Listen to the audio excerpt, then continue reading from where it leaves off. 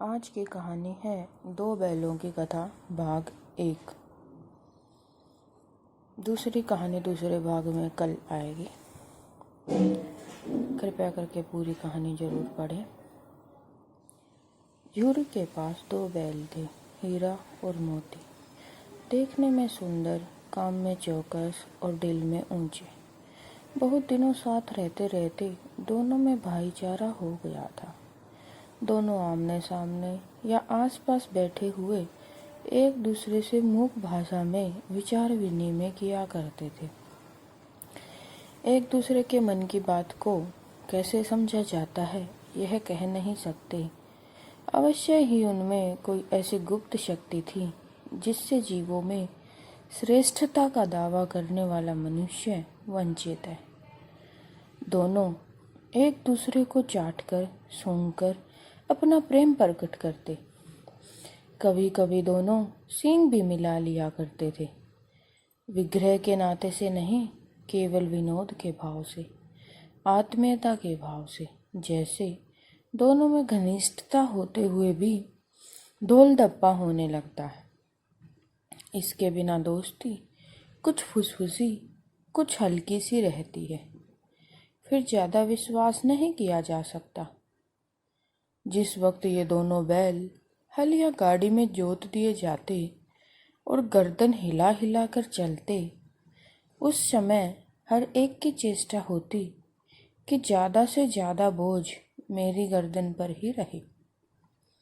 दिन भर के बाद दोपहर या संध्या को दोनों खुलते तो एक दूसरे को चाट चूट कर अपनी थकान मिटा लिया करते। नांद में खली भूसा पड़ जाने के बाद दोनों साथ उठते, साथ नांद में मुंह डालते और साथ ही बैठते थे। एक मुंह हटा लेता तो दूसरा भी हटा लेता था। संयोग की बात है, झूरी ने एक बार गोई को ससुराल भेज दिया। बैलों को क्या मालूम वे कहाँ भेजे जा रहे हैं। समझे मालिक ने हमें भेज दिया। अपना यों बेचा जाना उन्हें अच्छा लगा या बुरा, कौन जाने, पर झूरी के साले गया को घर तक गोई ले जाने में दांतों पसीना आ गया। पीछे से हाँकता तो दोनों दाएं बाएं भागते, पगहिया पकड़कर आगे से खींचता तो दोनों पीछे की ओर जोर लगाते, मारता तो दोनों सींगे नीची करके हुंकारते। अगर ईश्वर ने उन्हें वाणी दी होती तो झूरी से पूछते, तुम हम गरीबों को क्यों निकाल रही हो? हमने तो तुम्हारी सेवा करने में कोई कसर नहीं रखी। अगर इतनी मेहनत से काम न चलता था और काम ले लेते। हमें तो तुम्हारी चाकरी में मर जाना कबूल था। हमने कभी दाने चारे की भी शिकायत नहीं की। तुमने जो कुछ खिलाया वह सिर झुकाकर खा लिया। फिर तुमने हमें इस जालिम के हाथों क्यों बेच दिया? संध्या समय दोनों बैल अपने नए स्थान पर पहुंच गए। दिन भर के भूखे थे, लेकिन जब नांद में लगाए गए तो एक ने भी उसमें मुंह नहीं डाला। दिल भारी हो रहा था। जिसे उन्होंने अपना घर समझ रखा था वह आज उनसे छूट गया। यह नया घर, नया गांव, नए आदमी उन्हें बेगाने से लगते थे। दोनों ने अपनी मूक भाषा में सलाह की, एक दूसरे को कनखियों से देखा और लेट गए। जब गांव में सोता पड़ गया तो दोनों ने जोर मारकर पगहात उड़ा डाले और घर की तरफ चले। पगहे बहुत मजबूत थे। अनुमान न हो सकता था कि कोई बैल उन्हें तोड़ सकेगा, पर इन दोनों में इस समय दूनी शक्ति आ गई थी। एक एक झटके में रस्सियां टूट गई। झूरी प्रातःकाल सोकर उठा तो देखा कि दोनों बैल चरनी पर खड़े हैं। दोनों की गर्दनों में आधा आधा गराव लटक रहा था। घुटने तक पांव कीचड़ से भरे हैं और दोनों की आंखों में विद्रोह में स्नेह झलक रहा है। झूरी बैलों को देखकर स्नेह से गद्द हो गया। दौड़कर उन्हें गले लगा लिया। प्रेमालिंगन और चुंबन का वह दृश्य बड़ा ही मनोहर था। घर और गांव के लड़के जमा हो गए। और तालियां बजा बजा कर उनका स्वागत करने लगे। गांव के इतिहास में यह घटना अभूतपूर्व न होने पर भी महत्वपूर्ण थी। बाल सभा ने निश्चय किया कि दोनों पशु वीरों को अभिनंदन पत्र देना चाहिए। कोई अपने घर से रोटियां लाया, कोई गुड़, कोई चोकर, कोई भूसी। एक बालक ने कहा, ऐसे बैल किसी के पास न होंगे। दूसरे ने समर्थन किया, इतनी दूर से दोनों अकेले चले आए। तीसरा बोला, बैल नहीं है वे, उस जन्म के आदमी हैं। इसका प्रतिवाद करने का किसी को साहस नहीं हुआ। जूरी की स्त्री ने बैलों को द्वार पर देखा तो जल उठी। बोली, कैसे नमक हराम बैल हैं कि एक दिन वहां काम न किया और भाग खड़े हुए। जूरी अपने बैलों पर यह आपेक्ष न सुन सका। नमक हराम क्यों है? चारा दाना न दिया होगा तो क्या करते? स्त्री ने रोब के साथ कहा, बस तुम ही तो बैलों को खिलाना जानते हो, और तो सभी पानी पिला पिला कर रखते हैं। जूरी ने चिढ़ाया, चारा मिलता तो क्यों भागते? स्त्री चढ़ गई, भागे इसीलिए कि वे लोग तुम जैसे बुद्धुओं की तरह बैल को सहलाते नहीं, खिलाते हैं तो रगड़कर जोतते भी हैं। ये दोनों ठहरे कामचोर, भाग निकले। अब देखूं कहाँ से खली और चोकर मिलता है। सूखे भूसे के सिवा कुछ न दूंगी, खाएं चाहे मरे। वही हुआ। मजूर की बड़ी ताकीद की गई कि बैलों को खाली सूखा भूसा दिया जाए। बैलों ने नांद में मुंह डाला तो फीका फीका, न कोई चिकनाहट न कोई रस, क्या खाएं। आशा भरी आंखों से द्वार की ओर ताकने लगे। जूरी ने मजूर से कहा, थोड़ी सी खली क्यों नहीं डाल देता बे? मालकिन मुझे मार ही डालेंगी। चुरा कर डाल आ। ना दादा, पीछे से तुम भी उन्हीं की सी कहोगे। दूसरे दिन जूरी का साला फिर आया और बैलों को ले चला। अब की बार उसने दोनों बैलों को गाड़ी में जोता। 2-4 बार मोती ने गाड़ी को खाई में भी गिराना चाहा, पर हीरा ने संभाल लिया। वह ज्यादा सहनशील था। संध्या समय घर पहुंचकर उसने दोनों को मोटी रस्सियों से बांधा और कल की शरारत का मजा चखाया। फिर वही सूखा भूसा डाल दिया। अपने दोनों बैलों को खली चूनी सब कुछ दिया। दोनों बैलों का ऐसा अपमान कभी न हुआ था। जूरी ने फूल की छड़ी से भी नहीं छूता था। उसकी टिटकार पर दोनों उड़ने लगते थे। यहाँ मार पड़ी। आहत सम्मान की व्यथा तो थी ही, उस पर मिला सूखा भूसा। नांद की तरफ आंखें तक न उठाई। दूसरे दिन गया ने बैलों को हल में जोता, पर इन दोनों ने जैसे पाँव न उठाने की कसम खा ली थी। वह मारते मारते थक गया, पर दोनों ने पाँव न उठाया।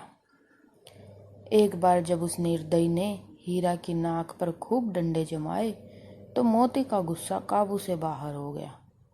वह हल लेकर भागा। हल, रस्सी, जुआ, जोत सब टूट टाट कर बराबर हो गया। गले में बड़ी बड़ी रस्सियां न होती तो दोनों पकड़ाई में न आते। हीरा ने मूक भाषा में कहा, भागना व्यर्थ है। मोती ने उत्तर दिया, तुम्हारी तो इसने जान ही ले ली थी। अब की बार मार पड़ेगी।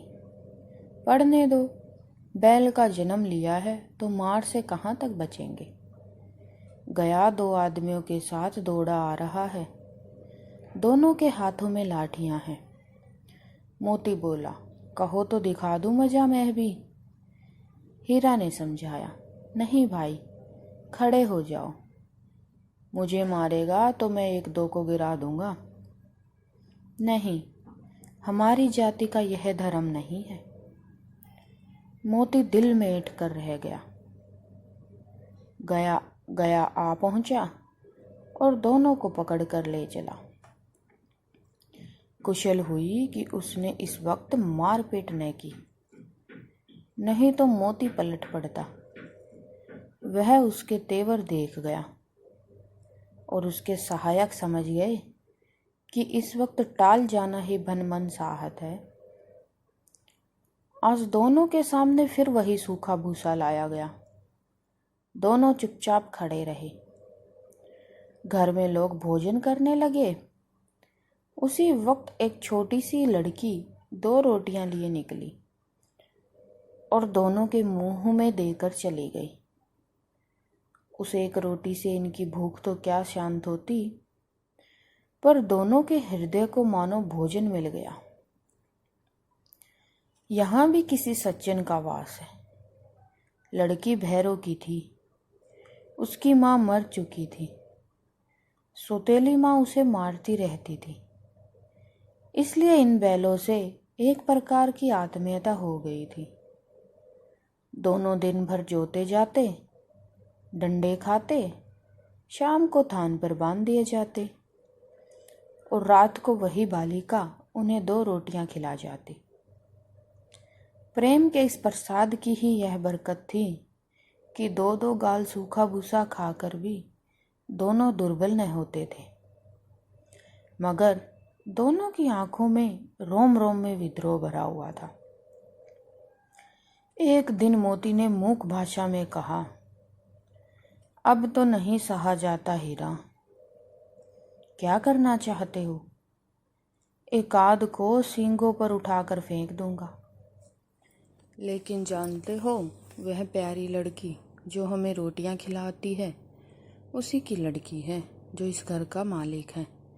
बेचारी अनाथ हो जाएगी तो मालकिन को फेंक दूं, वही तो उस लड़की को मारती है। लेकिन औरत जात पर सींग चलाना मना है, यह क्यों भूल जाते हो? तुम तो किसी तरह निकलने ही नहीं देते। बताओ, तुड़ाकर भाग चले? हाँ, यह मैं स्वीकार करता, लेकिन इतनी मोटी रस्सी टूटेगी कैसे? इसका एक उपाय है। पहले रस्सी को थोड़ा चबा लो, फिर एक झटके में जाती है। रात को जब बालिका रोटियां खिलाकर चली गई तो दोनों रस्सियां चबाने लगे, पर मोटी रस्सी मुंह में न आती थी। बेचारे बार बार जोर लगाकर रह जाते थे। सहसा घर का द्वार खुला और वह लड़की निकली। दोनों सिर झुकाकर उसका हाथ चाटने लगे। दोनों की पूंछें खड़ी हो गई। उसने उनके माथे सहलाए और बोली, खोल देती हूँ, चुपके से भाग जाओ, नहीं तो ये लोग मार डालेंगे। आज घर में सलाह हो रही थी कि इनकी नाकों में नाथ डाल दी जाए। उसने गराव खोल दिया, पर दोनों चुप खड़े रहे। मोती ने अपनी भाषा में पूछा, अब चलते क्यों नहीं? हीरा ने कहा, चलें तो, लेकिन कल इस अनाथ पर आफत आएगी, सब इसी पर संदेह करेंगे। सहसा बालिका चिल्लाई, दोनों फूफा वाले बैल भागे जा रहे हैं। ओ दादा, दादा, दोनों बैल भागे जा रहे हैं। ओ दादा, जल्दी दौड़ो। गया हड़बड़ाकर भीतर से निकला और बैलों को पकड़ने चला। वे दोनों भागे। गया ने पीछा किया और भी तेज हुए। गया ने शोर मचाया, फिर गांव के कुछ आदमियों को भी साथ लेने के लिए लौटा। दोनों मित्रों को भागने का मौका मिल गया। सीधे दौड़ते चले गए, यहाँ तक कि मार्ग का ज्ञान न रहा। जिस परिचित मार्ग से आए थे उसका पता न था। नए नए गांव मिलने लगे। तब दोनों एक खेत के किनारे खड़े होकर सोचने लगे, अब क्या करना चाहिए। हीरा ने कहा, मुझे मालूम होता है राह भूल गए। तुम भी बेहताशा भागे, वहीं उसे मार गिराना था। उसे मार गिराते तो दुनिया क्या कहती। वह अपने धर्म छोड़ दे, लेकिन हम अपना धर्म न छोड़े। दोनों भूख से व्याकुल हो रहे थे। खेत में मटर खड़ी थी, चरने लगे। रह रहकर आहट ले रहे थे, कोई आता तो नहीं है। जब पेट भर गया, दोनों ने आज़ादी का अनुभव किया तो मस्त होकर उछलने कूदने लगे। पहले दोनों ने डकार ली, फिर सींग मिलाए और एक दूसरे को ठेकने लगे। मोती ने हीरा को कई कदम पीछे हटा दिया, यहाँ तक कि वह खाई में गिर गया। तब उसे भी क्रोध आ गया, संभल कर उठा और मोती से भिड़ गया। मोती ने देखा कि खेल में झगड़ा हुआ जाता है तो किनारे हट गया। अरे क्या, यह क्या? कोई सांड डोंकता चला आ रहा है। हाँ, सांड ही है। वह सामने आ पहुंचा। दोनों मित्र बगले झांक रहे थे। सांड पूरा हाथी था। उससे भिड़ना जान से हाथ धोना था, लेकिन न भिड़ने पर भी जान बचती नजर नहीं आती। इन्हीं की तरफ आ रहा है। कितनी भयंकर सूरत है। मोती ने मूक भाषा में कहा, बुरे फंसे, जान बचेगी, कोई उपाय सोचो।